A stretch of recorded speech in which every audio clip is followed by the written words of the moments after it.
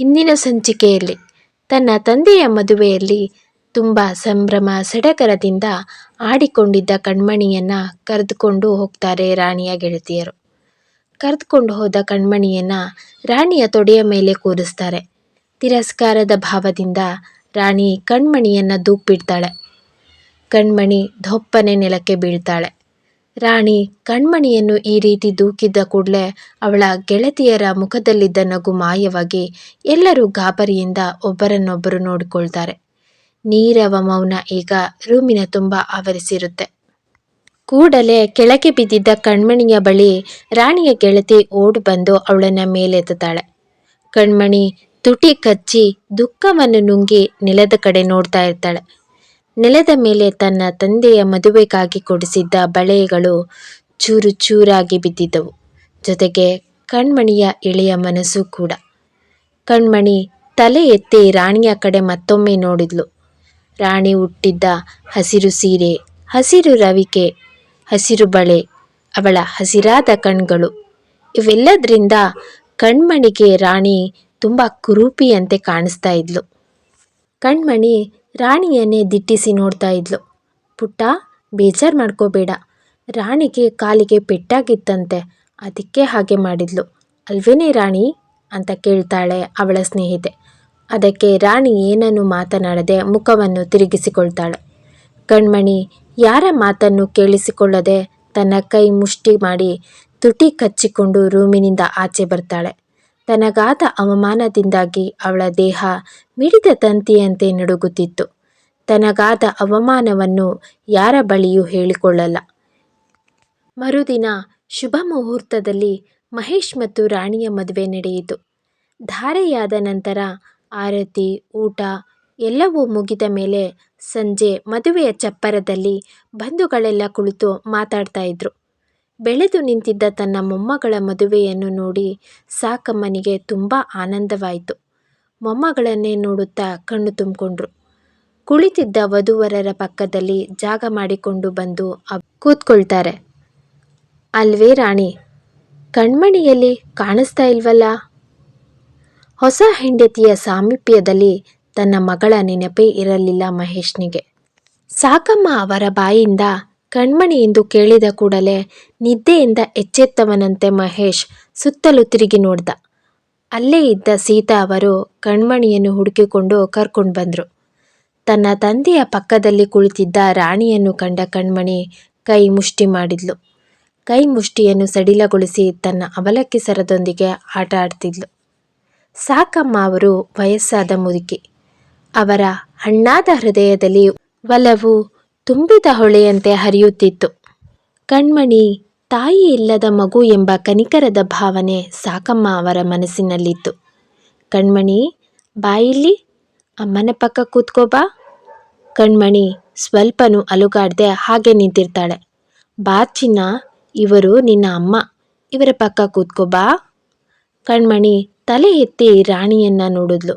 ಅವಳ ಕಣ್ಣುಗಳಲ್ಲಿ ಪ್ರತೀಕಾರದ ದಾಹ ಇತ್ತು. ತನ್ನ ಕಂಚಿನಂತಹ ಧ್ವನಿಯನ್ನು ಏರಿಸಿ ಮಾತನಾಡುತ್ತಾ, ಅವರು ನನ್ನಮ್ಮ ಅಲ್ಲ, ನನ್ನಮ್ಮ ಬೇರೆ. ಮಗಳ ಮಾತಿಗೆ ಕೋಪಗೊಂಡು ಮಹೇಶ್ ಗದ್ರಿಸ್ತಾನೆ. ಊಟ ಆದವರಿಗೆ ಎಲೆ ಅಡಕೆ ನೀಡುತ್ತಾ ಅಲ್ಲೇ ಉಪಚರಿಸುತ್ತಿದ್ದ ಶೇಖರ್ ಚಕಿತನಾಗಿ ಹಿಂದಿರುಗಿ ನೋಡ್ತಾನೆ. ಕಣ್ಮಣಿ ಯಾರನ್ನು ಲೆಕ್ಕಿಸದೆ ಜನಗಳ ಮಧ್ಯೆಯೇ ಮುಖ ತಿರುಗಿಸಿಕೊಂಡು ಗೆಲುವಿನ ಆನಂದದಲ್ಲಿ ತನ್ನನ್ನೇ ನೋಡ್ತಿದ್ದ ಜನಗಳ ಮಧ್ಯೆಯಿಂದ ಹೊರಗೆ ಹೋಗ್ತಾಳೆ. ರಾಣಿಯ ಮುಖ ಇನ್ನೂ ಕೆಂಪಾಯಿತು. ಎಷ್ಟು ಜನಗಳ ಮುಂದೆ ಈ ಚಿಕ್ಕ ಹುಡುಗಿ ನನಗೆ ಅವಮಾನ ಮಾಡಿಬಿಟ್ಲು. ಅವಮಾನದಿಂದ ಅಲ್ಲೇ ಕುಳಿತುಕೊಳ್ಳೋಕ್ಕಾಗದೆ ಏನೋ ನೆಪ ಹೇಳಿ ಅಲ್ಲಿಂದ ಎದ್ದು ಹೋಗ್ತಾಳೆ. ಕಣ್ಮಣಿ ಒಬ್ಬಳೇ ಸಿಕ್ಕಾಗ ರಾಣಿಯ ತಮ್ಮ ಶೇಖರ್ ಕಣ್ಮಣಿಗೆ ಹೇಳ್ತಾನೆ, ಹಾಗೆಲ್ಲ ಜನಗಳ ಮುಂದೆ ಮಾತಾಡಬಾರ್ದಾಗಿತ್ತು ನೀನು.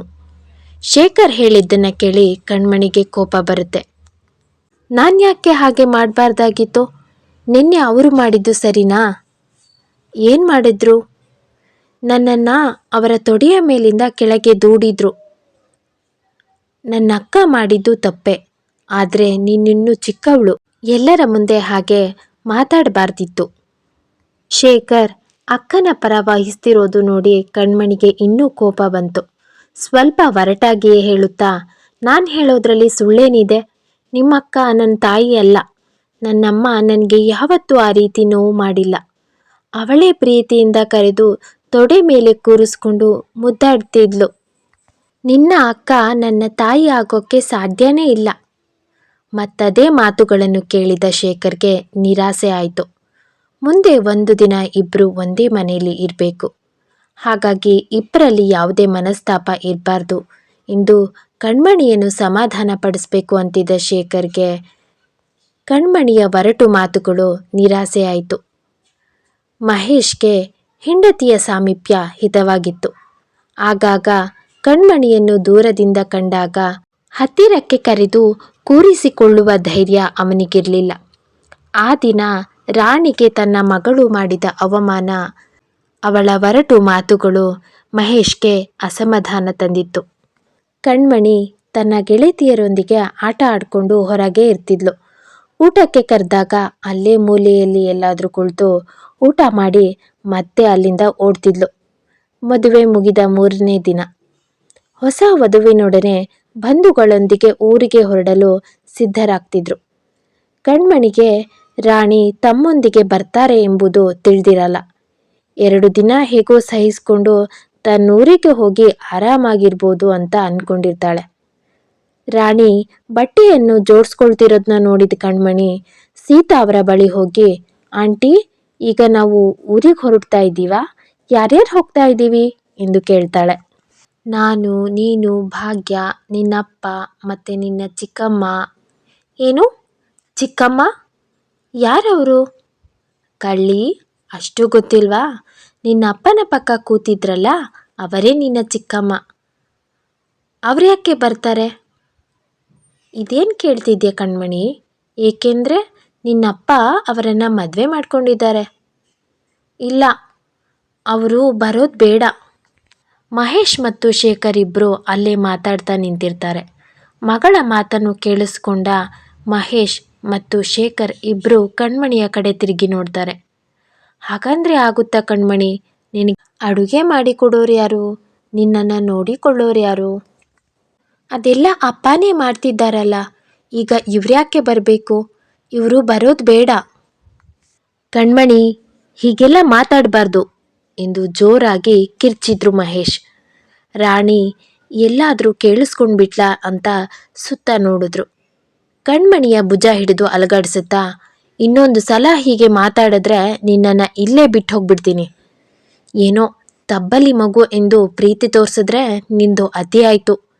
ಯಾವತ್ತೂ ಕೂಡ ಇಷ್ಟು ಜೋರಾಗಿ ಮಾತನಾಡದ ತನ್ನ ತಂದೆ ಈ ದಿನ ಇಷ್ಟು ಜೋರಾಗಿ ಕಿರ್ಚಾಡ್ತಿರೋದು ನೋಡಿ ಕಣ್ಮಣಿಗೆ ಭಯ ಆಯಿತು. ಭಯದಿಂದಲೇ ಅಪ್ಪನ ಕಡೆ ನೋಡಿದ್ಲು. ಮರು ಮಾತಾಡಿದರೆ ತನಗೆ ಏಟು ಬೀಳಬಹುದೆಂದು ಹಾಗೇ ಸುಮ್ಮನಾದ್ಲು. ಮೊದಲಿನ ಏಕಾಗ್ರತೆ ತನ್ನ ಮೇಲೆ ಅಪ್ಪನಿಗೆ ಇಲ್ಲ ಎಂದು ತಿಳಿದು ಕಣ್ಮಣಿಯ ಕಣ್ಗಳು ನೀರಿಂದ ತುಂಬಿಕೊಂಡವು. ತಾನು ಹಾಕಿದ ಗೆರೆ ದಾಟದ ಅಪ್ಪ ಇಂದು ತಟ್ಟನೆ ಎಂದೂ ಕಾಣದ ಕೇಳದ ಹೆಣ್ಣಿನ ಪರವಹಿಸಿ ಮಾತಾಡ್ತಿರೋದು ನೋಡಿ ಕಣ್ಮಣಿಗೆ ದುಃಖ ಆಯಿತು. ತನ್ನನ್ನು ಕೂರಿಸಿ ಪೂಜಿಸುತ್ತಿದ್ದ ಸಿಂಹಾಸನವೆಂಬ ಆಸನದಿಂದ ತನ್ನನ್ನು ಯಾರೋ ದೂಡಿದ್ರು ಎಂದು ಅವಳಿಗೆ ಭಾಸವಾಯಿತು. ಚಿಕ್ಕಮ್ಮನಲ್ಲಿ ತನ್ನ ತಂದೆ ತೋರುತ್ತಿದ್ದ ಪ್ರೀತಿ ಕಣ್ಮಣಿಯನ್ನು ಮತ್ಸರದ ಬೆಂಕಿಯಲ್ಲಿ ನೂಕಿದ್ವು. ತಾನು ಮನೆಯಲ್ಲಿ ಸ್ಥಾಪಿಸಿದ ಒಡೆತನವನ್ನು ಚಿಕ್ಕಮ್ಮ ಅಪಹರಿಸಿರುವುದು ಕಣ್ಮಣಿಗೆ ತಿಳಿಯಿತು. ಅಮೂಲ್ಯವಾದದ್ದು ಏನನ್ನೋ ಕಳೆದುಕೊಂಡಂತೆ ಭಾಸವಾಗಿ ಜೋರಾಗಿ ಅಳತೊಡಗಿದ್ಲು ಕಣ್ಮಣಿ. ಇವಳನ್ನು ಸಮಾಧಾನ ಮಾಡಿ ಎಂದು ಸೀತಾ ಅವರಿಗೆ ಹೇಳುತ್ತಾ ಮಹೇಶ್ ಹೊರಟು ಹೋಗ್ತಾರೆ.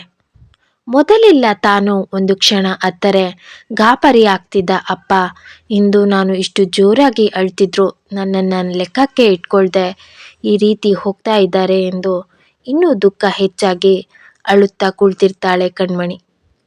ಕಣ್ಮಣಿಯ ಜೀವನ ಮುಂದೇನಾಗತ್ತೆ? ಕತೆ ಕೇಳ್ತಾ ಇರಿ. ಯಾರೆಲ್ಲ ಸ್ಟೋರಿನ ಫಸ್ಟ್ ಟೈಮ್ ಕೇಳ್ತಾ ಇದ್ದೀರಾ, ಪ್ಲೀಸ್ ಸಬ್ಸ್ಕ್ರೈಬ್ ಮಾಡ್ಕೊಳ್ಳಿ, ಲೈಕ್, ಶೇರ್, ಕಮೆಂಟ್ ಮಾಡಿ. ಧನ್ಯವಾದಗಳು.